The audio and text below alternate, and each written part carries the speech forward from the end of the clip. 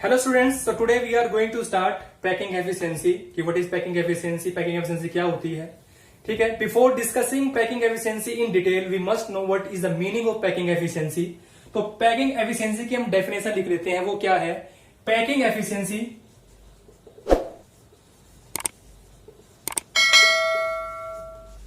is the percentage of space covered by number of spheres या particles in crystal lattice. मतलब एक crystal lettuce के अंदर जो स्फेयर्स या पार्टिकल्स प्रेजेंट हैं वो कितना स्पेस कवर करते हैं या कितना वॉल्यूम कवर करते हैं, ये क्या कहलाता है? आपका पैकिंग एफिशिएंसी कहलाता है. ठीक है. तो पैकिंग एफिशिएंसी हम सब में पढ़ेंगे. पैकिंग एफिशिएंसी हम सिंपल में भी पढ़ेंगे, हम बीसीसी में भी पढ़ेंगे, हम एफसीसी में भी पढ़ेंगे. ध्यान देना, एफसीसी को हमने पहले भी कई बार पढ़ा है कि एफसीसी और सीसीपी की जो प्रॉपर्टी है, नंबर ऑफ एटम्स जो होते हैं वो क्या होते हैं? 4. सीसीपी में भी 4 होते हैं, एफसीसी में भी नंबर ऑफ एटम्स कितने होते हैं? 4. या नंबर ऑफ स्फेयर्स बोलूं या नंबर ऑफ एटम्स बोलूं, दोनों बात सेम ही है. और इस तरीके से अगर मैं यहां एचसीपी भी लिखूं तो एचसीपी में भी नंबर ऑफ स्फेयर्स क्या रहते हैं? सेम रहते हैं. तो अगर आप पैकिंग एफिशिएंसी एफसीसी की निकालोगे तो वो आप सेम ही एफिशिएंसी किसकी मानो? एचसीपी की मानो. और सेम ही एफिशिएंसी किसकी मानो? सीसीपी की मानो. ठीक है. क्योंकि दोनों के अंदर जो कोऑर्डिनेशन, तीनों के अंदर जो कोऑर्डिनेशन नंबर होता है वो क्या होता है? Same, that is 12. और जो पैकिंग एफिशिएंसी होती है वो भी सेम होती है, दैट इज 74%. ठीक है. तो आपकी बुक में जो दे रखा होगा वो पैकिंग एफिशिएंसी एफसीसीपी और सीसीपी करके दिया गया होगा, बट आप एचसीपी में भी सेम पैकिंग एफिशिएंसी काउंट कर सकते हैं. ठीक है. तो now let's begin with the packing efficiency of, firstly we will discuss the packing efficiency of FCC. So now we will discuss packing efficiency of FCC, CCP और HCP. आपकी book में FCC और सीसीपी लिखा मिलेगा, HCP नहीं होगा, but मैंने बताया कि जैसे आपको थोड़ी देर पहले कि एचसीपी के अंदर भी पैकिंग एफिशिएंसी कितनी होगी जितनी इन दोनों के अंदर होगी. ठीक है. So here I have taken example of FCC. मैंने यहां एग्जांपल और जो फिगर बनाया वो किसका बनाया है? एफसीसी का बनाया है. डिनोट करने के लिए मैंने केवल यहां 3 स्फेयर या 3 एटम या 3 पार्टिकल डिनोट किए हैं. यहां एक यूनिट सेल मैंने बनाया, एक एटम मैंने एटम या स्फेयर कॉर्नर पे रखा, ये वाला मैंने कहा रखा फेस के सेंटर में, और ये कहा रखा मैंने कॉर्नर पे. ठीक है. क्योंकि मुझे फेस का बताना है तो इसलिए मैंने इसको यहां रखा. मैंने इसको नाम नेमिंग की, यानी कि A B C D E F G H naming कर दी. सभी को पता है जितने भी एज होते हैं उन एज की लेंथ कितनी होती है? ए. चाहे वो कहीं की भी हो, चाहे वो यहां हो, यहां हो, यहां हो, यहां. तो एज लेंथ आपकी कितनी होती है? ए. हम नोट करके चलते हो कि हमें अभी नहीं पता कि एक्चुअल में ए है कितनी. ठीक है. ये भी कितनी होगी? ये भी आपकी ए होगी. ये कितनी होगी? ये भी आपकी कितनी होगी? ए होगी. ठीक है. अब हमें क्या निकालना है? Packing efficiency. पैकिंग एफिशिएंसी निकालने का फॉर्मूला क्या होता है? पैकिंग एफिशिएंसी निकालने का फॉर्मूला होता है number of spheres divide by total volume of unit cell multiply by 100. अब जो नंबर ऑफ स्फेयर है उनका क्या लिखे? नंबर ऑफ स्फेयर लेने या उनका भी कुछ और लेना है? उनका लेना है वॉल्यूम. तो यहां हम लिखेंगे volume of number of sphere divide by total volume of unit cell multiply by 100. That is our formula for packing efficiency. कहने का मतलब क्या है कि पैकिंग एफिशिएंसी जब भी हम निकाल लेंगे, तीनों केस में, एफसीसी में भी, बीसीसी में भी और सिंपल में भी, फॉर्मूला सब जगह ये ही चलेगा. ठीक है. अब इस फॉर्मूले के लिए volume of number of sphere आपको पता है, एफसीसी के अंदर नंबर ऑफ स्फेयर कितने होते हैं? 4. ठीक है. स्फेयर 4 होते हैं और एक स्फेयर का आपको क्या पता है, वॉल्यूम भी पता है। वॉल्यूम ऑफ स्फेयर क्या होता है, 4/3 pi R cube. Total number of sphere 4, एक स्फेयर का वॉल्यूम 4/3 पाई आर क्यूब। 4 से मल्टीप्लाई कर दें, कितने का वॉल्यूम आ जाएगा, 4 का आ जाएगा। बट ये हमारे पास आ गया, नीचे क्या लिखा हुआ है, total volume of unit cell. और जो यूनिट सेल का वॉल्यूम है यहां वो क्या होगा, ए क्यूब होगा, क्योंकि एक एज लेंथ क्या है आपकी, ए। हमें क्या निकालना है, वॉल्यूम। स्ट्रक्चर कैसा है, 3D, तो क्या निकालना, क्या क्या चाहिए हमें चाहिए ए क्यूब। ए क्यूब मतलब volume of unit cell multiply by 100 हमारे पास है। पैकिंग एफिशिएंसी निकल जाएगी अगर हमारे पास ये मेरे पास आ गया 4 × 4/3 pi R cube multiply by 100 आ गया। क्या निकाल लूं, अगर मेरे पास ए आ जाए तो क्या मेरी पैकिंग एफिशिएंसी निकल जाएगी, बिल्कुल निकल जाएगी। ए को निकालने के लिए फिगर पे आइए, अगर मैं यहां एक डायगोनल ड्रॉ कर दूं, अभी हम ए निकालेंगे, वो कैसे निकलेगा वो देखिए। अगर हम यहां एक डायगोनल ड्रॉ कर दें ए से लेकर सी के बीच में,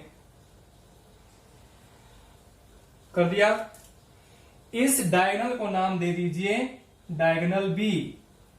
मैं इसको यहां डिनोट कर देता हूं, डायगोनल को नाम क्या दे दिया गया, बी। ठीक है, अब डायगोनल बी सभी को पता है, एक जो स्फेयर होता है उसकी रेडियस कितनी होती है,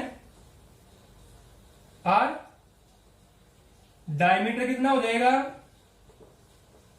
2r। यहां पे चेक करो, यहां पे इसकी रेडियस यूज हुई है कि डायमीटर यूज हुआ है, रेडियस। क्या लिख दूं मैं इसको यहां आर, मतलब इस एटम का आर यूज हुआ है। सेंट्रल एटम का आर यूज हुआ है कि 2r यूज हुआ है, मतलब डायमीटर यूज हुआ कि रेडियस यूज हुई है, डायमीटर यूज हुआ है। तो मतलब इसका पूरा का पूरा डायमीटर यूज हुआ है, जो किसके इक्वल है, 2r के इक्वल है। ठीक है, थर्ड का क्या यूज हुआ है, यहां रेडियस यूज हुई है कि डायमीटर यूज हुआ है, रेडियस। इसको भी मैं क्या लिख लूं, आर। तो कहने का मतलब मेरे पास क्या है, फर्स्ट स्फेयर की रेडियस यूज हुई है, सेकंड स्फेयर का डायमीटर यूज हुआ है, थर्ड स्फेयर का रेडियस यूज हुई है। डायगोनल मेरे पास है, एज लेंथ मेरे पास है और रेडियस मेरे पास है। तो क्या मैं यहां से ए निकाल लूंगा, बिल्कुल निकाल लूंगा। कैसे निकाल लूंगा, चेक करते हैं। आपने सभी ने पता है बुधियान थ्योरम। अब आपको होगा कि सर ये क्या होती है, बुधियान थ्योरम का दूसरा नाम या ये कह लें, Baudhayana theorem is a second name of Pythagoras theorem. मतलब पाइथागोरस थ्योरम को ही हम क्या बोलते हैं, बुधियान थ्योरम। ठीक है, बुधियान थ्योरम लगाएंगे, बट कैसे लगाएंगे, डायगोनल मैंने बना दिया है, आपको सभी को पता है डायगोनल निकाल लेंगे। कैसे निकाल लेंगे, अगर मैं इक्वेशन बनाऊं तो मेरे पास क्या बनेगा, डायगोनल क्या है, ए और सी। क्या लिख दूं, A C square is equal to A B square और बी सी स्क्वेयर। तो ये मैंने यहां लिख दिया A B square plus B C square. ठीक है, अब ए सी निकाल लेंगे, ए सी कितना है, ए सी मेरे पास मैंने मान रखा है, ए और सी को डायगोनल मैंने बनाया था, जिसको मैंने क्या नाम दिया था, यहां बी नाम दिया था। ठीक है, तो डायगोनल मेरा क्या हो गया यहां बी।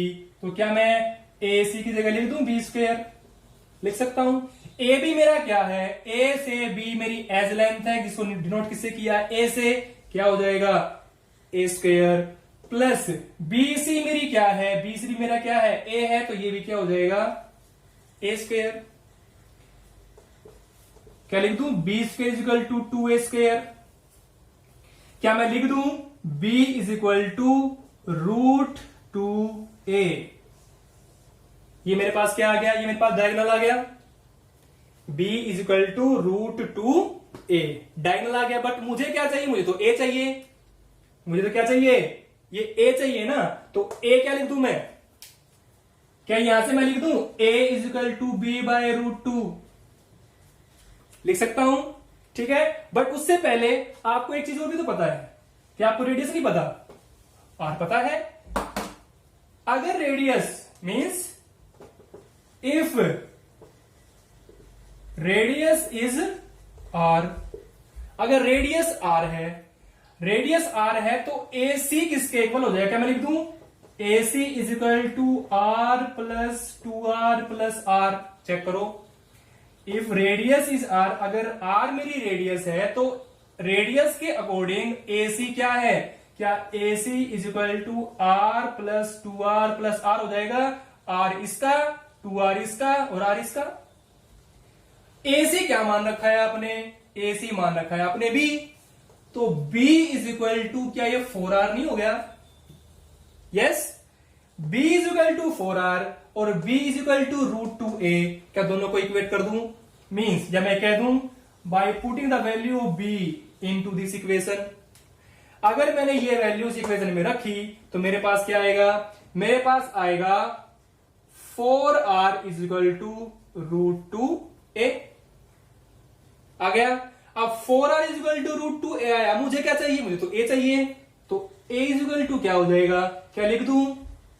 4R डिवाइड बाय √2 लिख सकता हूं, 4R बाय √2। अब क्या मैं इसको सिंप्लीफाई कर लूं? क्या ये बन जाएगा? a is equal to 2√2R।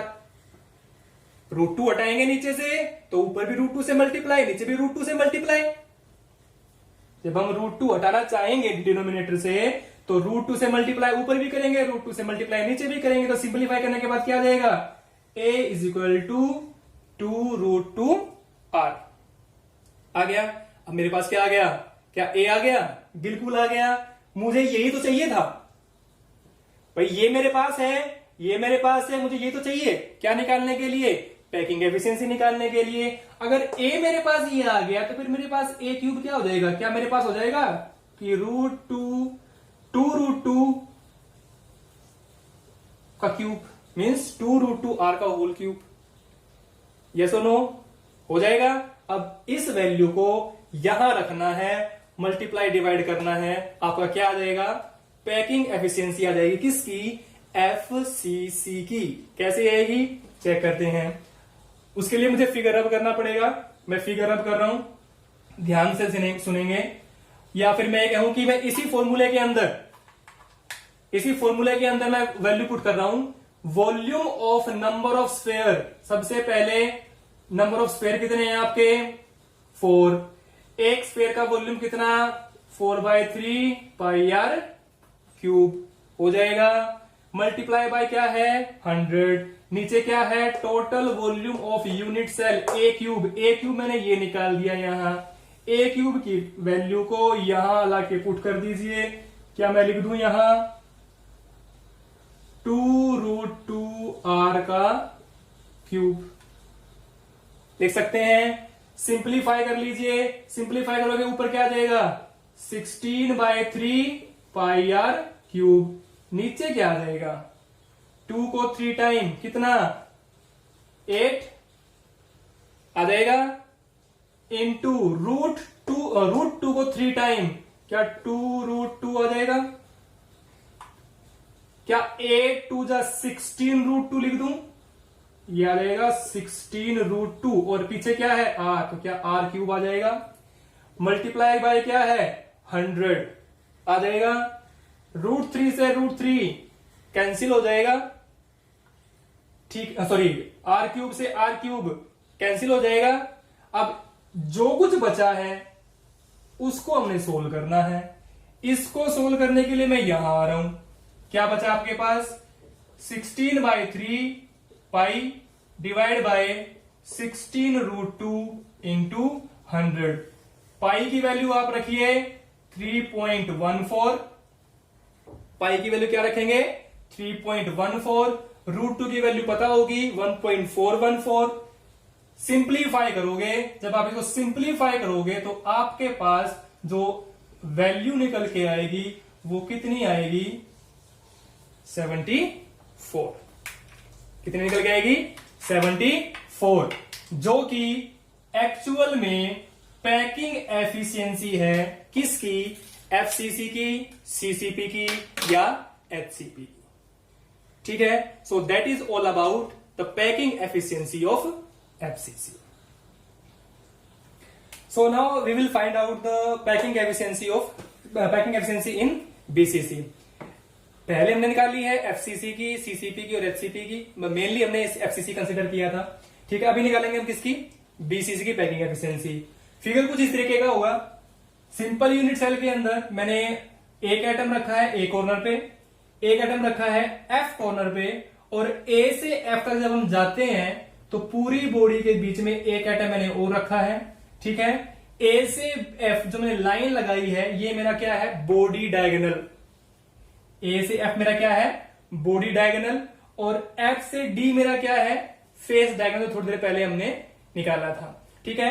तो A से F मेरा बॉडी डायगोनल है, तो इसको मैंने क्या मान लिया, इसको मैंने मान लिया C। AF जो मेरा बॉडी डायगोनल है मैंने क्या मान लिया, C। F और D थोड़ी देर पहले भी मैंने फेस डायगोनल निकाला था, उसको मैंने क्या माना था, B। तो ये जो फेस डायगोनल है इसको मैंने क्या मान लिया, B। एज लेंथ सारी कितनी होंगी आपकी, चाहे वो एज लेंथ कोई भी हो, सारी क्या होंगी, A, ठीक है। पैकिंग एफिशिएंसी का फॉर्मूला आपको पता है, वो क्या है, packing efficiency is equal to volume covered या volume occupied by number of sphere multiply by 100 divide by total volume of unit cell, जो कितना होता है, जो होता है आपका A क्यूब। फिर से वही बात, volume occupied by number of sphere. Discuss क्या कर रहे हैं, BCC। BCC के अंदर नंबर ऑफ स्फेयर या नंबर ऑफ एटम्स कितने होते हैं आपके, 2, क्योंकि एक बॉडी के अंदर और एक कॉर्नर पे, ठीक है। वॉल्यूम ऑफ अ स्फेयर सभी को पता है वो कितना होता है, 4/3 पाई आर क्यूब। तो ये तो जो पैरामीटर या ये जो कंपोनेंट है मेरे पास आ गया, मतलब volume occupied by number of sphere मेरे पास आ गया। कैसे आ गया, 2 नंबर ऑफ स्फेयर्स हैं multiply by the volume of 1 sphere, तो 2 इंटू 4/3 पाई आर क्यूब मेरे पास आ गया। मल्टीप्लाई बाय 100 ऑलरेडी गिवन है, निकालना क्या है, निकालना है हमें A। तो A को निकालने के लिए हमारे पास डायगोनल गिवन है, एक बॉडी डायगोनल गिवन है और एक फेस डायगोनल गिवन है, तो दोनों को हम निकाल लेंगे। सबसे पहले लगाएंगे कौन सी, बुद्धियान थ्योरम। इन ट्राइंगल AFD एक हम इसके अंदर लगाएंगे और फिर लगाएंगे इन ट्राइंगल EFD, एक हम यहां लगाएंगे, ठीक है।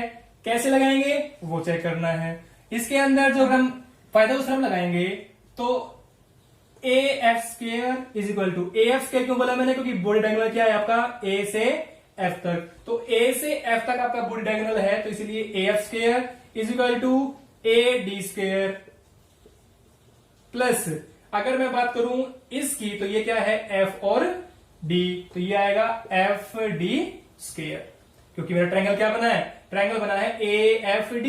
तो AFD के अंदर AF और FD और AD ये तीनों लाइन आएंगी। तो AF आपका बॉडी डायगोनल है, ये आपको निकालना है body diagonal, AD square plus FD square.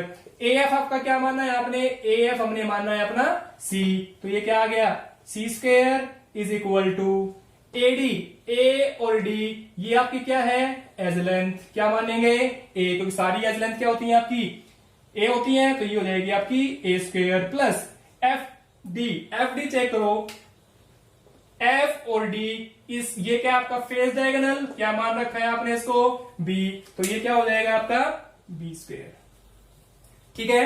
तो C square is equal to A square plus B square, ये आपके पास आ गया।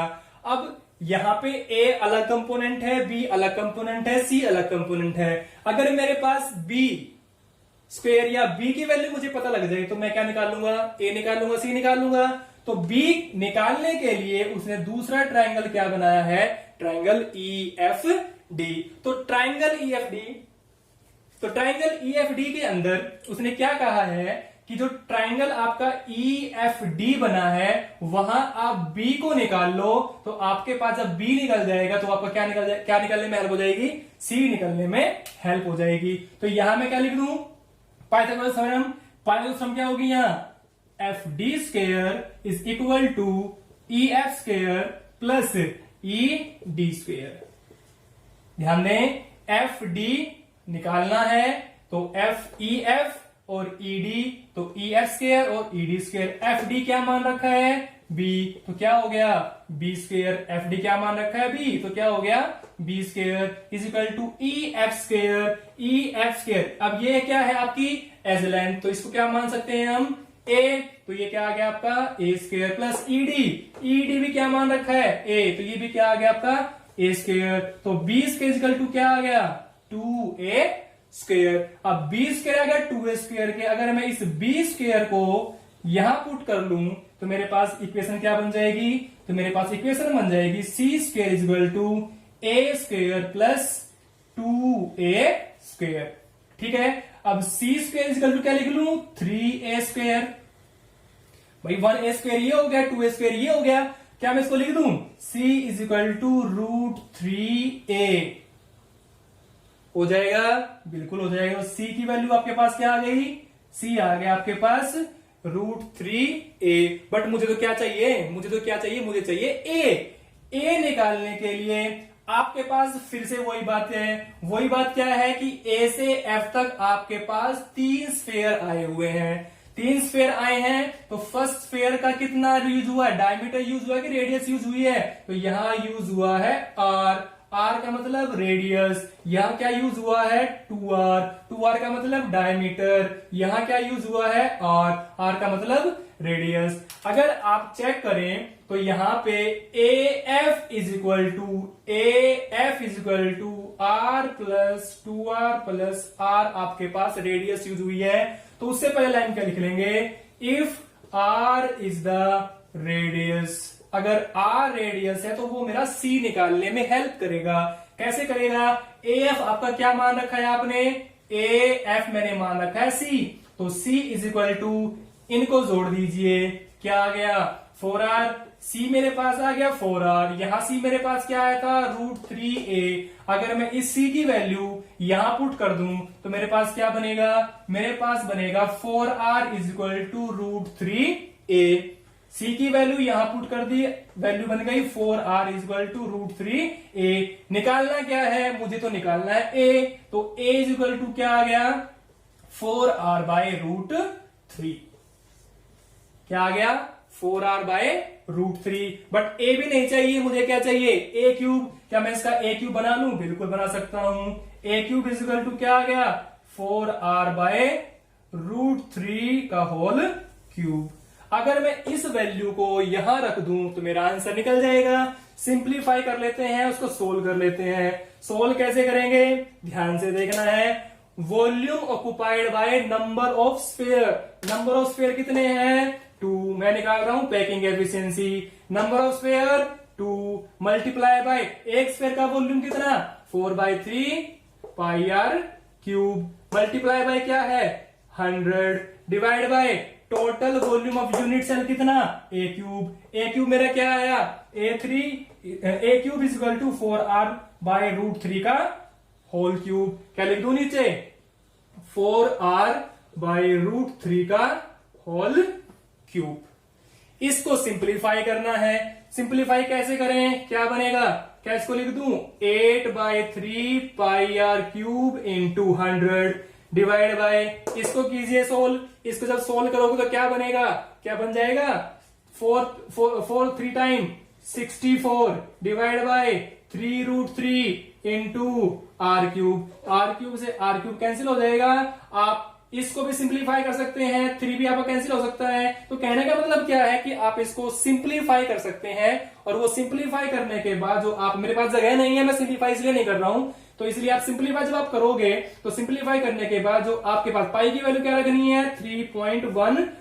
जब आप इसको सारे को सिंप्लीफाई करोगे, अगर मैं आप इसको थोड़ा बहुत सिंप्लीफाई कर सकता हूं मैं यहाँ, क्योंकि जगह मेरे पास थोड़ी सी है, तो क्या कर सकता हूं मैं 4/3 पाई इंटू, इसको क्या मैं लिख लूं 3√3/64 लिख सकता हूं। क्या हो जाएगा 3 से 3 कैंसिल हो जाएगा, 8 से 64 कैंसिल हो जाएगा। क्या आ गया, क्या ये आपके पास √3 π/8 आ गया, और मल्टीप्लाई बाय क्या है 100 आ सकता है। इसको आप अगर फर्दर सोल्व करोगे तो आपके पास जो आंसर आएगा वो आंसर आपके पास आएगा 68%। सो 68% ओवरऑल तो आपका आएगा 64.9 समथिंग आएगा, बट राउंड ऑफ करके हमने क्या मान लिया 68%। तो कहने का मतलब क्या है, बीसीसी की जो पैकिंग एफिशिएंसी होती है वो कितनी होती है 68%। मतलब बीसीसी के अंदर जो स्फेयर्स होते हैं, जो एटम्स होते हैं, वो कितना वॉल्यूम कवर करते हैं, वो वॉल्यूम करते हैं 68%। अगर मैं आपसे ये पूछूं फिर वैकेंट कितना रह गया, अगर इतना कवर किया तो फिर वैकेंट कितना रह गया, टोटल वो वॉल्यूम कितना होगा 100, कवर कितना हो गया 68, तो फिर वैकेंट कितना रह गया, क्या 32% नहीं रह गया, यहां कितना परसेंट वैकेंट रह गया, तो ये वैकेंट और ये कवर, तो कवर्ड हो गया 68, वैकेंट हो गया 32%। ठीक है, so that is all about packing efficiency in BCC. Now last is there packing efficiency in simple cubic lattice. In simple cubic lattice, how you can find out the volume covered by sphere? एक simple सा मैंने structure बनाया है यहाँ, crystal lettuce या cubic structure. एक मैंने रखा है एक और इस कॉर्नर पे, दूसरा मैंने रखा है इस कॉर्नर पे। सभी को पता है सिंपल के अंदर केवल कहाँ होते हैं, कॉर्नर पे ही स्फेयर्स या एटम्स प्रेजेंट होते हैं, वो बाकी कहीं नहीं होते। तो मैं इन दो को लेकर चल रहा हूं, एक मैंने रखा किस कॉर्नर पे, एक कॉर्नर पे, एक मैंने रखा किस पे एच। वो आपकी मर्जी है, आप यहां भी रख सकते हो, यहां भी रख सकते हो, दोनों में, यहां दोनों में रख सकते हो, यहां दोनों में। वो इसलिए मैंने फ्रंट में दिखा तो मैं इसलिए यहां रख रहा हूं। ठीक है, एज लेंथ सभी को पता है सेम रहेगी, क्या रहेगी ए, चाहे वो कहीं भी हो हमेशा ए ही रहेगी। ये भी क्या रहेगी एज लेंथ आपकी, ये भी आपकी ए रहेगी, यहां से लेकर यहां तक, मतलब ए से जेड तक भी एज लेंथ क्या रहेगी ए। बट मुझे क्या निकालना है, मुझे निकालनी है पैकिंग एफिशिएंसी। पैकिंग एफिशिएंसी का फॉर्मूला फिर से वही, volume of number of sphere divide by total volume of unit cell multiply by 100। Volume of number of sphere present. ध्यान दें सिंपल स्ट्रक्चर है, सिंपल के अंदर मैं लिख भी दूं यहां, स्ट्रक्चर कैसा है सिंपल या प्रिमिटिव। नंबर ऑफ एटम्स या नंबर ऑफ स्फेयर कितने प्रेजेंट होंगे 1, क्योंकि सबका कॉन्ट्रीब्यूशन निकाल के हम करते हैं 8 इंटू 1/8 1 आता है। तो सिंपल के अंदर नंबर ऑफ स्फेयर कितने हो गए 1। सभी को पता है वॉल्यूम ऑफ स्फेयर कितना 4/3 पाई आर क्यूब। नीचे क्या लिखा हुआ है total volume of unit cell, जो कितना होता है ए क्यूब, मल्टीप्लाई बाय क्या कर देंगे 100। सारी चीजें हमारे पास गिवन है, हमें कुछ एक्स्ट्रा नहीं निकालना है। चेक करते हैं कैसे। तो पीई निकालने के लिए volume of number of sphere मैंने लिखा, पीई नंबर ऑफ स्फेयर कितने 1 मल्टीप्लाई बाय एक स्फेयर का volume 4/3 pi R cube, multiply by कितना 100, डिवाइड बाय क्या चाहिए ए चाहिए। अब ए निकाल लेते हैं इधर। ए कैसे निकलेगा, मैंने बताया जितनी भी एज होती हैं सारी आपकी क्या है ए, बट यहां भी मेरी क्या है ये ए। बट उससे पहले आपको पता है if R is the radius, अगर आर आपकी रेडियस है तो इसका क्या यूज हुआ आर यूज हुआ, इसका भी क्या यूज हुआ आर यूज हुआ। तो क्या मैं कह दूं कि A is equal to R plus R है, A is equal to R plus R है। तो ए क्या हो गया, क्या ए 2r नहीं हो गया, बिल्कुल हो गया। बट मुझे क्या चाहिए, मुझे चाहिए ए क्यूब। तो फिर यहां ए क्यूब इज इक्वल टू लिख दूं 2r क्यूब, बिल्कुल लिख सकता हूं। वैल्यू को वहां रखिए तो यहां क्या आ जाएगा 2r क्यूब। सिंप्लीफाई कीजिए, जब सिंप्लीफाई करेंगे तो आपके पास क्या बनेगा 4/3 pi R cube multiply by 100 divide by 8r cube. Simplify कर दीजिए, रूट क्यूब से root cube, sorry R cube से आर क्यूब कटेगा, कट जाएगा। क्या इसको सिंप्लीफाई कर दें, क्या इसके डिवाइड बाय ये 1 होगा, बिल्कुल होगा। तो कहने का मतलब क्या है कि आप इसको फर्दर सिंप्लीफाई जब करोगे तो आपके पास, जैसे हमने पीछे सिंप्लीफाई किया वैसे ही कर लेना, कोई दिक्कत वाली बात नहीं है। पाई की वैल्यू रखना है 3.14। जब आप इसको सिंप्लीफाई करोगे तो सिंप्लीफाई करने के बाद आपके पास जो, अगर आप कहें तो मैं कर भी देता हूं यहां 4/3 इंटू 8 पाई इंटू 100, आपके पास ये वैल्यू बचेगी। तो 4/3 pi divide by 8 into 100, simplify कर दीजिए। 4 1 जा 4, 4 2 जा 8, तो ये आ गया पाई बाय 6 इंटू 100। पाई की वैल्यू मैंने बता दी, वैल्यू रखोगे तो आपके पास जो टोटल ओवरऑल वैल्यू आएगी वो क्या आएगी, 52.4%। तो कहने का मतलब क्या है, सिंपल क्यूबिक स्ट्रक्चर की जो पैकिंग एफिशिएंसी है, या ये कह दें कि वो जो टोटल नंबर ऑफ स्फेयर्स जितने भी उसके अंदर प्रेजेंट है 1 ही है, तो वो कितना वॉल्यूम कवर करते हैं, वो 52.4% वॉल्यूम कवर करते हैं। तो फिर बाकी क्या रह जाएगा, फ्री रह जाएगा, क्योंकि 100 में से 52.4 माइनस कर देंगे। ठीक है, तो 52.4 that is packing efficiency in simple cubic lattice. So that is all about the packing efficiency in FCC, CCP, HCP, BCC और simple cubic crystal.